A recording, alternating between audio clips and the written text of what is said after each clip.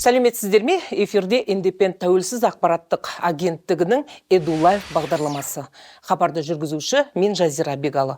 Бүгінгі бағдарламада миллионерлер қайда оқиды деген тақырыпты талқылаймыз. Бүгінгі бағдарламадан көретіндеріңіз.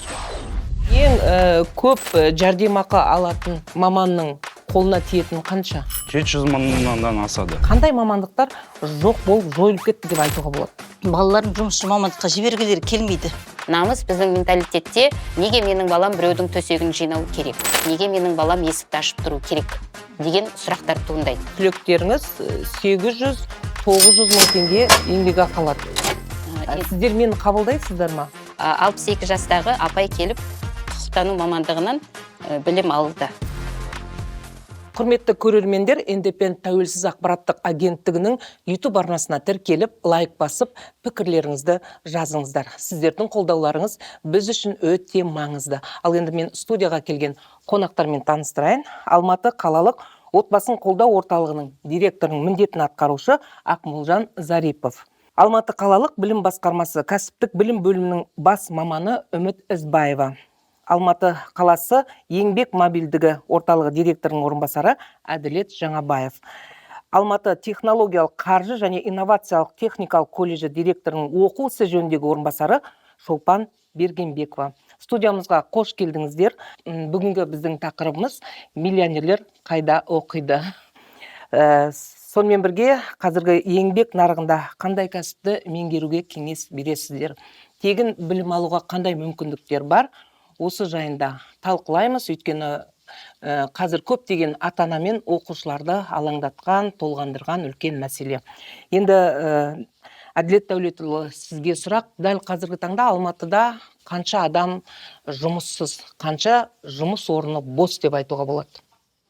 Рахмет. Егер былтырғы жылдың статистикасына сүйенсек, ол 56 мыңға жуық адам жұмыссыз ретінде тіркеуде тұрды. Алматы қаласы. Жалпы, тіркеуде тұрады, мысалы 3 айға дейін тұрады, жұмыспен қамтылады. Соның ішінде 26 мыңға жуық адам жұмыспен қамтылды.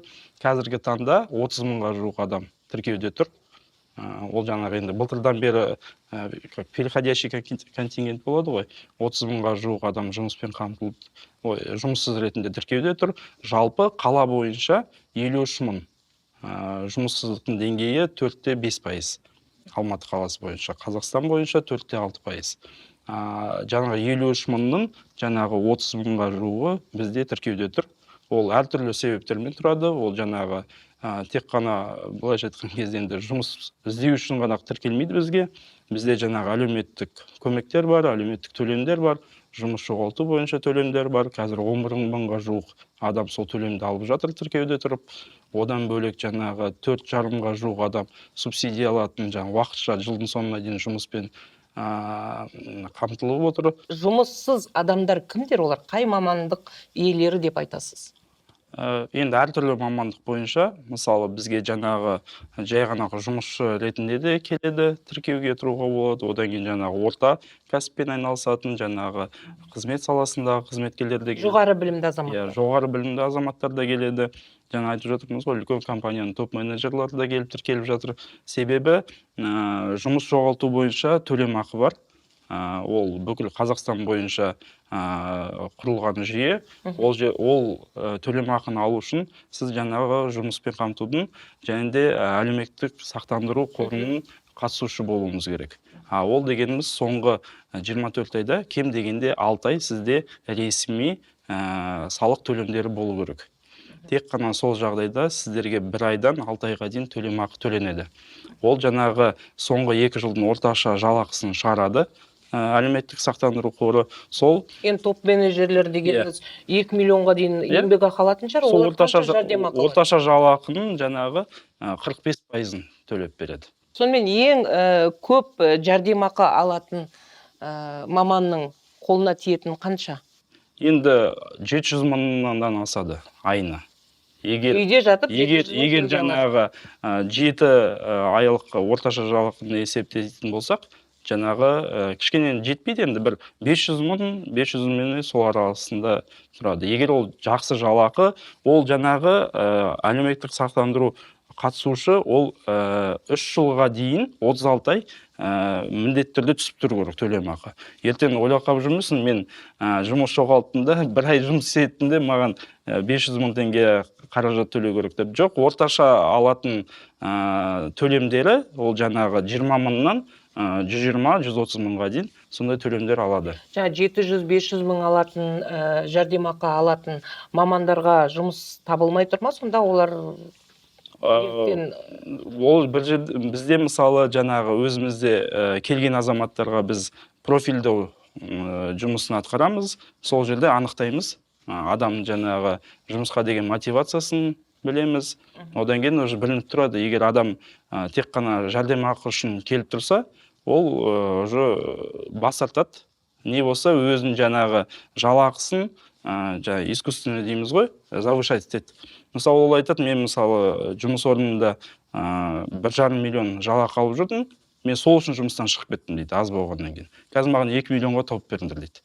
Енді оны білесіздер, ондай жалақы бойынша ондай топ менеджерлар көбінесе жаңағы бірнеше жаңағы рекрутинг агентстволарға барады. Енді біз соған енді келе жатырмыз, сондай жұмысқа. Өйткені бұрын бізге ондай мамандар, ондай жалақымен жүгінбейтін. Ол адамдарға сіздер жұмыс ұсынасыздар? Ұсынамыз, әрине Бұл бізде. енді үлкен, оны жергілікті бюджеттен төлей ме ол жәрдемақыны? Мемлекеттік бюджеттен төлей ме? Әлеуметтік сақтандыру қорынан төлейді. Ол жалпы Қазақстан бойынша республикалық бюджеттен бөлінеді. Фонд бар. Ол бәріміздің мысалы жалақымыздан ұсталынып отырады ғой, мысалы 5% ұсталынып отырады. Сол бір төлем болады, бір фонд болады, сол фондтан төленеді. Жұмыс істемейтін, жаңа айтып отырсыз ғой, бірден байқаймыз жұмыс істегісі келмейтін адамдарды. Олармен қалай ары қарай әрекет етесіздер? Оларда жаңағы профильдеу жүйесі арқылы біз жаңағы жеке план құрамыз ол кісілерге. Одан кейін қарастырамыз. Мүмкін ол кісіге кәсіппен айналысу керек шығар. Мүмкін ол өзінің кәсібі мамандығы бойынша мамандық сұранысқа емес болса, мысалы, соның барлығын зерттейміз, талдаймыз, одан кейін барып кәсіпке оқытуға жібереміз. Мүмкін ол кісіге қазір уақытша атаулы әлеуметтік көмек алу керек шығар. Сөйтіп соның барлығын арнайы әр адамға жаңағы жеке подход болады бізде. Дегенмен қазір Қазақстанда жаңа мамандықтар атласының деректеріне сүйенсек, 2030 жылға дейін 60-қа тарта мамандық жойылуы мүмкін дейді. Қазірдің өзінде білесіздер, есепшілердің қызметін арнайы компьютерлік бағдарламалар арқылы жүзеге асыруға болады. Диспетчерлерде ұшедік. Диспетчерлердің міндетін қазіргі таңда автоматтандырылған логистикалық жүйемен атқаруға болады. Келешекте елімізде жұмыссыз қалдырмайтын мамандықтарды тегін игеруге бола ма? Біздің осы Алматы қалалық білім басқармасының бас маманы Үміт Ізбаева, сіз осы сұрақтарға жауап берсеңіз, тегін білім алу үшін балалар не істеу керек, қайда бару керек? Жалпы Алматы қаласында техникалық және кәсіптік білім беретін 88 колледж бар. Оның 22-сі мемлекеттік, 66 жекеменшік колледж. 22 мемлекеттік колледж, сонымен қатар 40 жекеменшік колледжге жыл сайын мемлекеттік білім беру тапсырысы орналастырылады. Оның көлемі былтырғы 2025-2026 оқу жылында 17.500 балаға біз мемлекеттік білім беру тапсырысын бөлінді. Енді ол жерде көбінесе біз білім грантын бөлмес бұрын Алматы қаласына болашақта қажет мамандықтар, қай мамандықтар қажет деген біз сұраныс жолдаймыз. Ол Алматы қаласы жұмыспен қамту және әлеуметтік бағдарламалар басқармасына, сонымен қатар өңірлік кәсіпкерлік палатасына жібереміз. Жалпы қандай мамандықтар қазір сұранысқа ие? Қазіргі кездегі бізде колледждерді білім алып бітіргеннен кейін көбірек жұмысқа орналастырылатын қызмет көрсету саласы, яғни аспазшылар, өзіне қызмет ететін, мысалы, балалар өзіне де қызмет ете алатын мүмкіндік, тігіншілер, шаштараздар көбірек, сонымен қатар IT саласы дейді, ақпараттық технологиялық салалар, программист, бағдарламашылар жұмысқа көп жақсы орналастырылады. Мемлекеттік айтудың жұмыспен қамту басқармасымен өңірлік кәсіпкерлік палатасының сұранысынан кейін біз мамандықтарға мемлекеттік грант бөлеміз. Содан кейін ол бекітілгеннен кейін қалалық комиссиядан бекітіліп шыққаннан кейін біз оны жариялаймыз. Осындай колледжге, осынша орынға, мысалға білім беру саласы, педагогикалық колледждер бар. Бізде қалада мысалға жыл сайын қаншама мектептер ашылып келе жатыр. Бастауыш сыныптың мұғалім жетіспейді. Бізде мектеп образованияның өзінде, білім берудің өзінде жетіспейтін орындар бар. Әртүрлі пәннің, орыс тілі пәнінің мұғалімдері жетіспей жатады. Ол мектептерде ғана емес, біздің колледждерде де жетіспей жатады. Мейірбикелер. Мейірбикелерге мемлекеттік жаңағы тегін білім беру гранттары бөлінеді. Әлеумет ресми сайттарға біз жариялаймыз, осынша колледжге, осынша мамандыққа бөлінді деп, жыл сайын 20 маусымнан бастап колледждер өздеріне құжат қабылдап бастайды. Ол мемлекеттік гранттан бөлек бізде квота деген бар.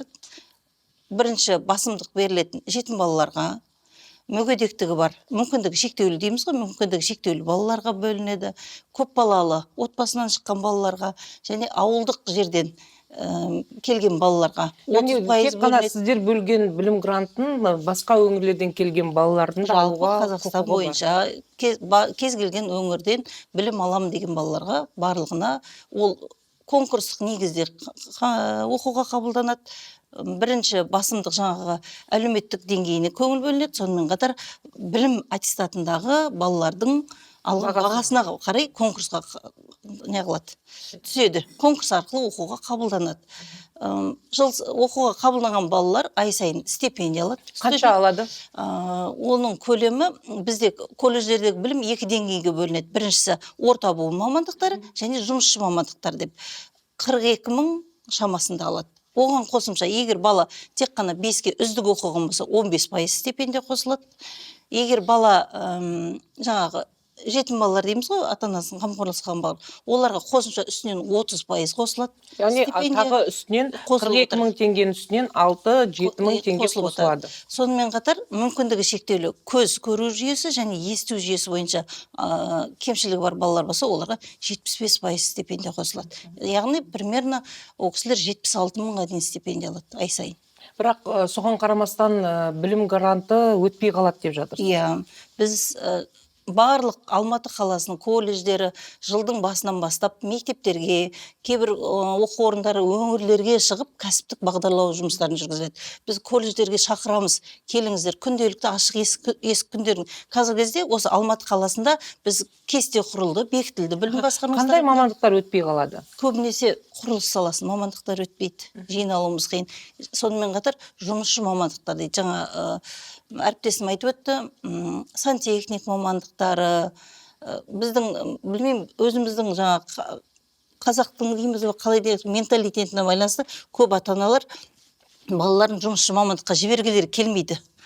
Көбісі біз енді жылда жұмыс істеген кезде байқаймыз ғой, мемлекет жаңа тегін грант бөлінгенде барлығы ата-аналардың көп несі білім беру саласына, медицинаға, сонымен қатар біздің жаңа педагогика, білім беру саласын неше түрлі мамандықтар ғой, соған тапсырады да басқа мүмкіндікті пайдалана алмайды.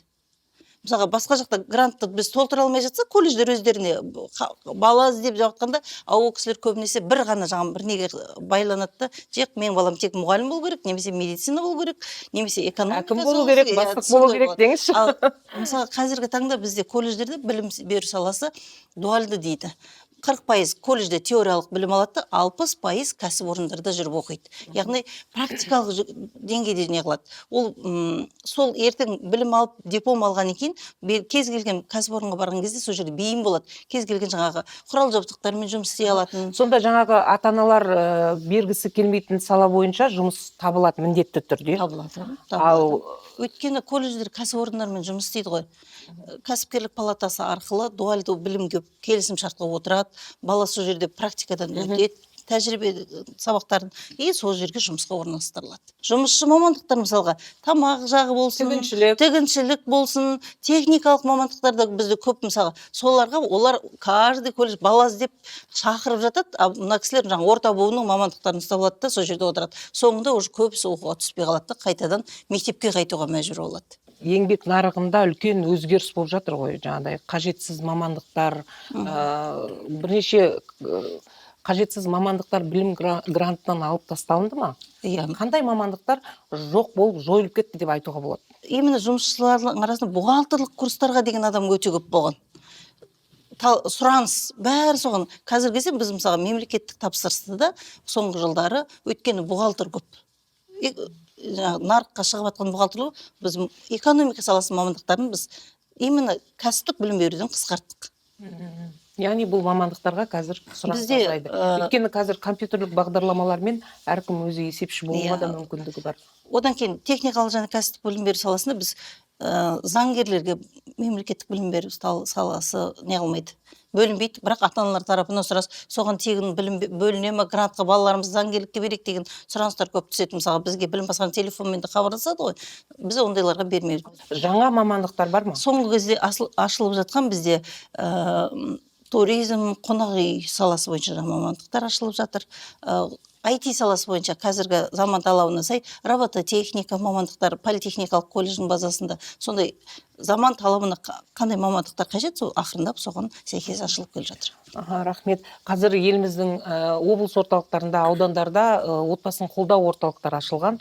Тұрмыстық зорлық-зомбылықтан зардап шеккен және басқа да жағдайлармен қиын жағдайға тап болған ата-аналар өмір сүреді, бала шағасымен сол жерді уақытша паналайды. Сіздер де қазіргі таңда Алматы қаласында осындай қанша орталық бар, қалай жұмыс атқарады, мамандық игеру, оқуға түсу кезінде ол балалар шет қалыс қалып қойып жүрмей ме? Шет қалатын кездері бола ма? Қазіргі таңда біздің жәнелігі жүйемізде 2000-нан астам отбасы тіркеуде, олармен сүйемелдеу жұмыстары жүргізіліп жатыр. Енді балдарына келетін болсақ, жасөспірімдер, біз оларды қабылдаған кезде әр баланың жәнелігі қажетті потребность деп айтамыз ғой, соны анықтаймыз. Егер колледжге түсу қажет болса, немесе мектепке орналастыру қажет болса, или балабақшаға, біз оны және межведомственно аралық білім басқармасына жібереміз ол адамдарды. Бірақ ол өздері бармайды, жүйе арқылы жібереміз, платформа арқылы, база арқылы жібереміз. Ол кісілер қарайды, егер барлық құжаттары, жәнедегі тіркеу учаскесі бәрі дұрыс болса, олар ол мектепке немесе колледжге, егер колледж уақыт қабылдау комиссиясы басталып жатса, кісілер қабылдайды. Былтыр 3-4 бала түскен, өзі біз ашылғанымызға 1 жылдан сәл астам уақыт болды. Сондықтан енді жұмысымыз осы жылдан бастап қарқынды жұмысын атқарамыз деп ойлаймыз. Құрметті көрермендер, сіздер Индепендент тәуелсіз ақпараттық агенттігінің EduLife бағдарламасын көріп отырсыздар. Біздің YouTube арнаға тіркеліңіздер, лайк басып, пікір жазыңыздар. Біз хабарымызды ары қарай жалғастырайық. Жалпы бүгінгі тақырыбымыз енді миллионерлер қайда оқиды, қай жерде білім алады, олар миллионер атану үшін не істеу керек, миллиондаған теңгемен табыс табу үшін қайда бару керек. Осы мәліметті алу үшін біз арнайы EduLife бағдарламасына Алматы технологиялық, қаржы және инновациялық техникалық колледж директорының оқу ісі жөніндегі орынбасары Шолпан Бергенбекованы студиямызға қонаққа шақырдық. Ең алдымен сіздің колледжге барып, жасөспірімдермен сөйлестік, шеберханаларыңызды көрдік, түлектеріңізбен сұхбаттастық. Біз айтамыз, сіз айтып жатырсыз ғой, жаңа құрылысшы, тігінші, аспаз мамандығын көбінесе ата-аналар қаламайды балаларын барған. Бірақ бұл колледждің түлектері қазіргі таңда бірнеше мейрамхана, асхана ашқан кәдімгі танымал миллионерлер де бар екен арасында. Біз сол енді ең алдымен осы колледждің қазіргі тіршілігі жайында, болашақ мамандар жайында сюжетті көрсек, миллионерлер қайда оқып жүргенін білейік бәріміз. Экранға назар аударайық. Бұл тамақтың аты утиная грудка магре деп аталады. Қазіргі таңда осы жерде осы өзімнің авторлық тамағым болып саналады. Байқуатты үлкен отбасынан шыққан емеспін, қарапайым, көп балалы отбасынан шықтым. Осы оқу орнына түсіп, міне осындай дәрежеге, осындай мәртебеге жетіп отырмын. Біріншіден ол үкіметтің арқасы, что мені грантқа оқуға мүмкіндік берген үшін, шәкіртақы берген үшін. Еркежан Даукенованың авторлық тамағы мейрамханада сұранысқа ие. Ол Алматы технологиялық қаржы және инновациялық техникалық колледжінің түлегі. Оқу орны ақпараттық технологиялар, қаржы, құқықтану, тамақтандыру өндірісі және қонақ үй бизнесі бойынша сапалы білім ұсынады. Оқу бағдарламалары еңбек нарығының талаптарына сәйкес үнемі жаңартылып, студенттердің кәсіби әлеуетін дамытуға бағытталған. Колледж түлектері әйгілі кәсіпкерлер, миллионерлер де бар. 2021 жылы оқу бітірдім. 21 жылы Экспо Анталия көрмесінде бағымды сынап 2 номинацияға қатыстым. Бірінші номинация тауық етінен тағамдар пісірдік. Бүкіл әлемдік бас поварлар, басқа да өзіммен бақталас адамдар келді ол жерде. Екінші орын алдым. Қазіргі таңда өзім жұмыс істеймін. Бас аспаз болып. Әзірге дейінде ізденістер, қызығушылықтар өте көп. Кухня ол тоқталып қалған зат емес. Жыл сайын, әр уақыт сайын өсе береді, көбейе береді деген сияқты. Өзгерістер көп қой. Әр елдің тамағы бар, жаңадан жасау технологиясы бар. Еркежан мектеп бітіргенде әскери саланы таңдаған. Апасы немересін райынан қайтарып, Алматының әйгілі колледжіне жетектеп әкеледі. Бойжеткен 5 жылда бас аспаз деңгейіне көтерілді. Ең жоғары еңбекақы алатын маман. Өміріңіздегі ең қымбат сатылған ас қанша тұрады, қай жерде саттыңыз, қалай аталады? Ең қымбат асты айтатын болсақ, стейк тамагов деп айта аламын. Салмағы жағынан да оның граммы, 100 граммы 2800 солай басылады. Енді алған көлеміне байланысты ол 1 килограмм немесе 1,5 килограммдық етке дейін барады. Сол осы мейрамханада саттым. 18-19 мың теңгеге дейін барады.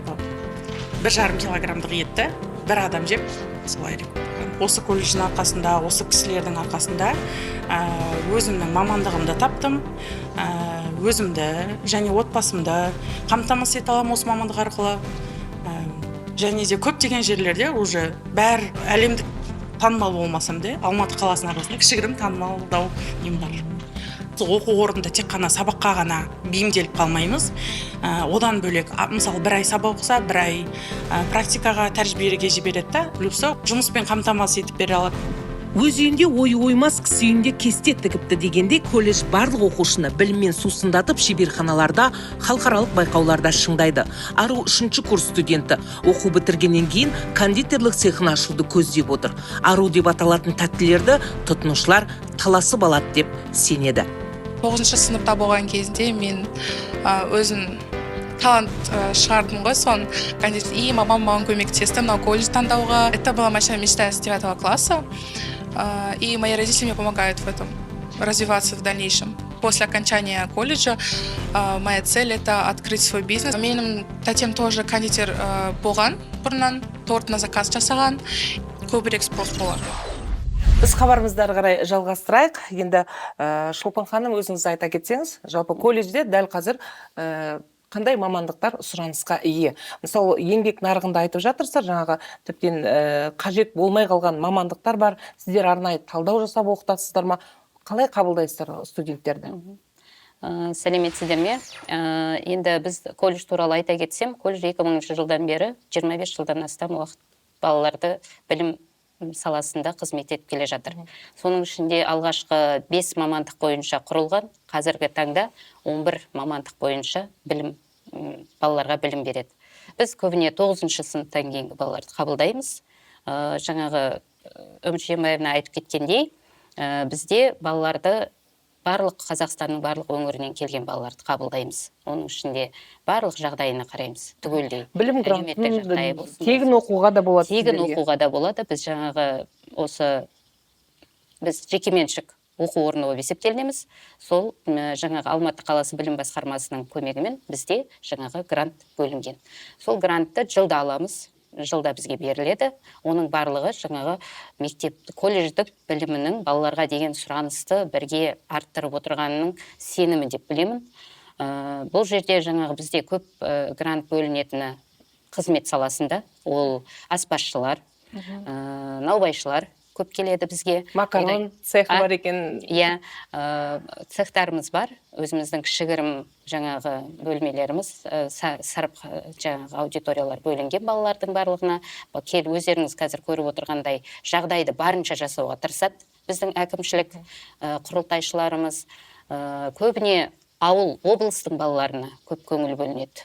Ол облыстың балалары жаңағы айтып отырсыз ғой, сұранысқа ие деген біздегі қызмет саласындағы аспазшыларымыз, наубайшыларымыз, онан кейін жаңағы туризм саласына келетін болсақ, осы саланы көтерсек деп отырмыз, бірақ бұл жердегі мамандыққа келтіру өте ата-анаға түсіндіру өте қиын. Бір 9-шы сыныптың баласын аламыз, ол алғанмен де балаға түсіндіріп, баланы қалыпқа келтіруге болады, бірақ ол баланы үйдегі тәртіп тәрбиемен, үйдегі сұраныста, үйдің жағдайында ата-ана баланы Не айтады сонда? қалай айтқанда, баланы өздеріңіз айтып отырсыздар ғой, ортада басшы қылу болады. Бірден басшы болу керек. Олардың балалары біздің жаңағы айтып отырған жұмысшы мамандықтары ғой. Жұмысшы мамандығы дегеннен ол төменнен басталады. Намыс біздің менталитетте, неге менің балам біреудің төсегін жинау керек? Неге менің балам есікті ашып тұру керек? Деген сұрақтар туындайды. Біз соның барлығын ата-анаға жеке түсіндіреміз. Ол қызмет, барлық қызмет, ешқандай қызмет жоғардан жүрмейді. Яғни бұл барлық әлемнің барлық елінде бар. Қызмет көрсету жұмысы бар. Мысалы, Парижге барғанда қонақ үйдің алдынан қарсы алады, көлігіңді ашып, ішке кіргізеді. Оның барлығы бар, енді оны барлығын біздегі не бойынша жаңағы құқықтану мамандығы да бар бізде. Барлық бала құқықтану болу керек. Олар бәрі тек қана заңгер болу керек деген. Ақылы да оқытамыз біз. Ақылы топтарымыз бар. Жаңағы бухгалтер болсын дейді. Балам тек қана таза жерде, таза жұмыс істеу керек. Қағазмен. Бірақ айтыңызшы, қазіргі заманның ақиқаты дейге, жаңағы аспаз қызыңыз, түлектеріңіз 800-900 мың теңге еңбек ақы алады. Еңбек ақы алады. Және ірі мұнай компанияларында жұмыс істейді екен сіздердің осы қызмет көрсету бойынша. Қандай компанияларда жұмыс істейді? Қандай мемлекеттік мекемелерде жұмыс істейді? Атыраудағы мұнай компанияларында істеп отыр біздің аспазшы балаларымыз, қыздарымыз. Сол жердегі жаңағы енді жұмыс берушілердің өздерінің келісім шартқа отырғандағы жаңағы жұмыспен қамтып еңбек ақысын не қылады ғой. Ол да енді ол баланың өзінің қанша еңбек ақы алады студент? 600 мың, жаңағы 700 мың зарплата аламыз деп балалар өздері келіп айтады. Біз енді толықтай барлық баламенен 100% не алмасақ та, хабарлама алып отырмасақ та, 70-80% балалармен хабарда отырамыз. Сонда оның барлығын топ жетекшілері арқылы, және де жаңағы балалардың өздерінің тастап кеткен хабарламалар, телефондары бар ғой, WhatsApp арқылы балаларға қазіргі ақпараттық құралдар арқылы кейбір балаларды солай да табамыз. Дегенмен қараңызшы, сіздерге бала 9-шы сыныптан кейін келеді. Әлі толық ақыл есі, ақылын тоқтатпаған, бұғанасы қатпаған, өріндей балалар. Біреудің еркесі, бір алдың тентегі, біреудің еркесі болғандықтан оның енжарлығы да болады, жалқаулығы да болады, ол жасырын емес. Сіздер сондай балаларды кәсіпке қалай үйретесіздер? Енді кәсіпке үйреткенде бір бала... Бағу оңай емес қой? Бағу оңай емес. Ол енді мектептегі жағдай ғой. Мысалы, мектептегі тентек балаларды барыңдар оқуға, колледжға барсаңдар, сендер білім алып кетесіңдер, сендерді бұрыннан бар еді ғой. Ең бұзық сабақ үлгерім нашар балаларды... Ол бұрыннан келе жатқан... Училище спутуға барсаң, сен білім аласың, диплом аласың, сен оқытады дейді. Қазір де сол қағида бар. Ол мектептердің ішінде ол бар. Бітті, әйбәт, сен жақсың деп шығарып салады. Келген балалар келген кезде, ол барлық бала өзінің қателігін айтпайды ғой. Менусін айтпайды. Бәрібір біз қабылдаймыз ол баланы. Қандай бала болса да. Қай жастағы бала болсын, қандай үйдегі бала болсын, біз барлығын қабылдаймыз. Бірақ балалармен жеке-жеке жұмыс жасаймыз. Жеке-жеке. Түсіндіреміз, ол қандай мамандыққа келді. Рас, басында бала грант дегенде стипендияға қызығып келеді. Пәленбай стипендия, жаңағы жұмысшы мамандықтары 43 мыңнан жоғары. Оларға еще тамаққа ақша төленеді. Тамаққа да қосып ақша алады. Соның ақшасын бәрін алған кезде оларға ақша көбірек көлемді болғаннан кейін ақшаға қызығады бала. Ата-ана да қызығады. Кейбір ата-аналарымыз бар, ол жасырын емес, осы стипендияға күн көріп отырмыз дейтін ата-аналар бар. Баланы сабаққа. Өйткені бала сабаққа кейде келмей қалады, баланы іздейміз. Алматы бойынша іздейміз, күн, түн, үйіне барамыз, қайда жүр, бар ата-аналар кіргізбейді, ол бәрі бар, оның барлығы жасырып қажет емес, бар, бірақ соны ата-анаға да, балаға да түсіндіре білеміз. Сонда бала уже, кейде мысалы IT мамандығына түскен бала, уже бірінші семестрден кейін, бірінші ауысымнан кейін өзінің ойын ауыстырады. Мен аспаз мамандығына ауыссам бола ма? Или болмаса жаңағы басқа мамандыққа, құқыққа ауыссам бола ма деген сияқты сондай өздерінің ойларын айтып жатады. Сонда балаларға біз жеке мамандықтың сырын бәрібір ашуға тырысамыз. IT мамандығы дедіңіз, осы сала бойынша біз сіздің студенттеріңіздің авторлық жобалары бар екен, түсіріп қайттық. Қазір сюжетке назар аударсақ. Сапалы құру арқылы свет жануы өшіп. Көрсетіңізші. Бұл жерде біз Үйдің жарығы жанды, е? үйдің ішіндегі жарық. Толық жанады. Толық жанады. Екінші рет тағы ұрғанда ол өшеді. Мысалға, болашақта үлкен компаниялар спонсор жасауға тұрғанда, осындай не жасауға дайынның қолынан келеді. Ақылды үй жобасының авторы Мирас Парахат оқу бітіргеннен кейін құрылыс компаниялармен жұмыс істеуге дайын. Колледж басшыларының айтуынша студенттердің 70% диплом иеленгеннен кейін жұмысқа орналасады. Менің есімім Әлизақ Азамат Маратұлы. Мен осы колледжде арнайы пәндер оқытушысы болып жұмыс жасаймын. Яғни спецпредмет арнайы пәндерден сабақ беремін. Біздегі негізгі мамандықтар ол бағдарламалық қамтамасыздандыруды құрастырушы мамандығы, оператор, веб-дизайнер және есептеу техникасы мамандықтарын даярлап шығарамыз. Ол мысалы қарапайым компьютерде отырып мәліметтер қорымен жұмыс жасау болсын, сол жерде мысалға ақауларды ретке келтіретін болсын, немесе бағдарламалық құрастырушы болсын, ол кез келген салада керек мамандық. Менің студенттерім бар, прокуратура саласында жұмыс жасайды, ол кез келген жерде ақпарат қауіпсіздік, бірінші орында сол мамандықтар бойынша көптеген салаларда жұмыс жасай алады. Ол Алпауыт Google, Microsoft компанияларының өзінің, осы Алматының өзінде филиалдары бар, сол филиалдарында мысалға жұмыс істеп жатқан студенттеріміз бар. Алматы технологиялық қаржы және инновациялық техникалық колледжі 2000 жылы құрылды. 26 жылда 9000-нан астам студент білім алып, еңбек нарығында бәсекеге қабілетті, сұранысқа ие маман иелері атанды. Олар Астана, Алматыда және еліміздің басқа өңірлерінде ірі компаниялар мен мемлекеттік мекемелерде еңбек етеді. Өте тамаша. Және менің бір естігенім, сіздердің оқу орнында оқу ақысы 250 мың теңге. Ол рас па? Рас. Бізде оқу енді құрылтайшыларымыздың шешіміне байланысты халықтың әлеуметтік жағдайы бәрі қарастырылып, ол кісілер енді бәріміз ауылдан шыққан азаматтарымыз деп айтады ол кісілер. Ауылдан шыққан азаматтарымыз біріншіден ауылдың баласы, қазақтың баласы өзіміздің елдің болашағы үшін өссін осылар білім алсын деген мақсатпенен қойылып отырған оқудың ақысы 250 мың теңге. Ол енді барлық мамандықтарда бізде өзгермеген, барлық мамандықтар бойынша 250 мың теңге. Барлық мамандық бойынша, кейбір колледждарда енді басқа оқу орындарымен бізде енді бәсекелесіп сұрап не қылған кезде әр мамандыққа қарай баға қойылады. Мысалы, мен сіздің колледжге оқуға түскім келеді. Тігіншілік мамандығын меңгерсем.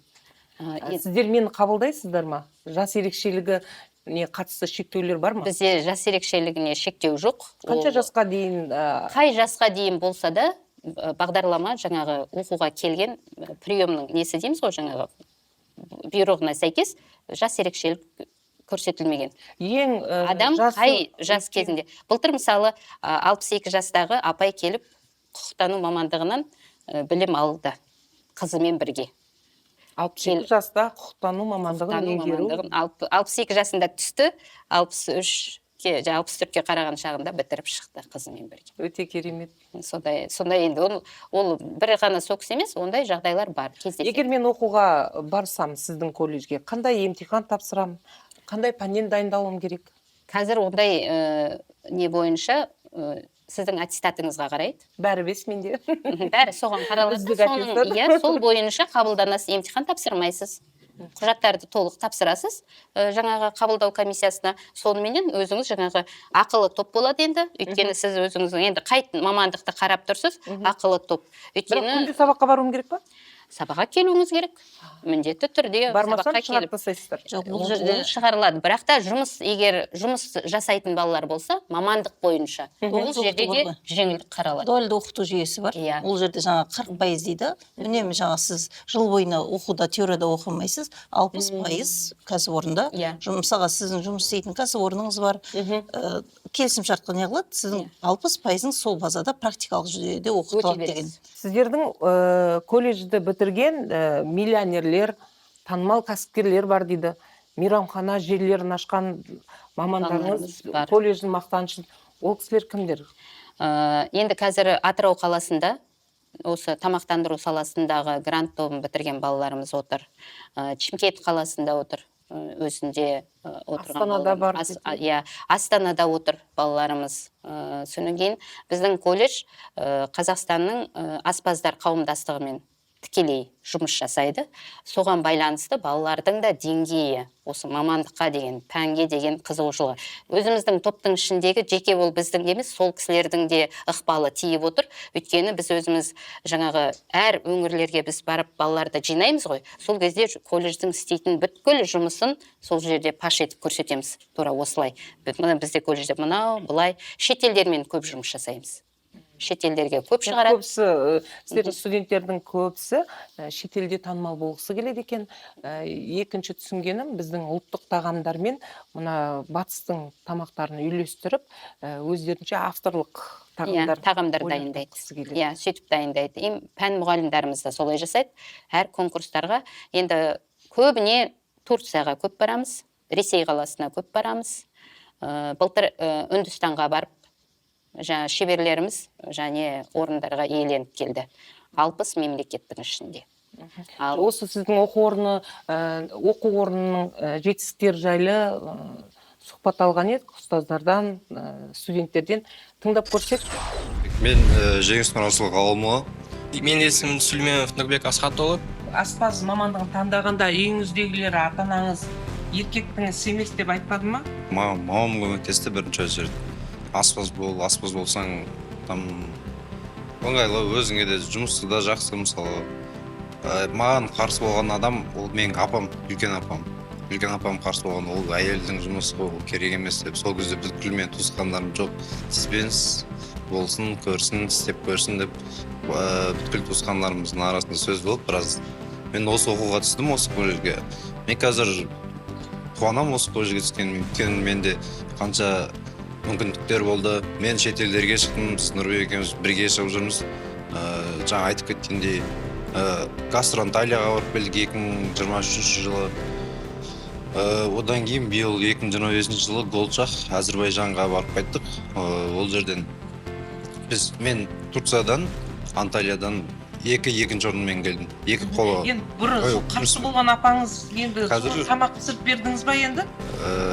Әлі түсіріп берген жоқ, мен де алда болашақта болады. О бастан ұстайтынымыз үлкен мейрамханаларға барса екен. Ол мейрамханалардың өздерінің әрқандай бөлмелерінің орналасуы, оның жаңағы жұмыс атқаратын қызметінің айырмашылықтары бар. Кез келген бала барған кезде бірінші о баста салқынсықтан бастайды жұмысты. Себебі жүде жеңілдеу, салат түрлері, тіске басарларды шығарады. Сонан кейін сол жерде жүрген аспаздар, мына бала дайын, енді ыстық цехқа барсын деп. Ыстық цехтың жұмысы өте ауыр. Циркуляциясы, ауа циркуляциясы өте қиын. Оған шыдайтын бар, шыдамайтын бар. Бұл аспаздар туралы. Біздің қазір студияның сыртында Алматыдағы мейірім мекенін паналаған аналар мен балалар хабарымызды тамашалап отыр.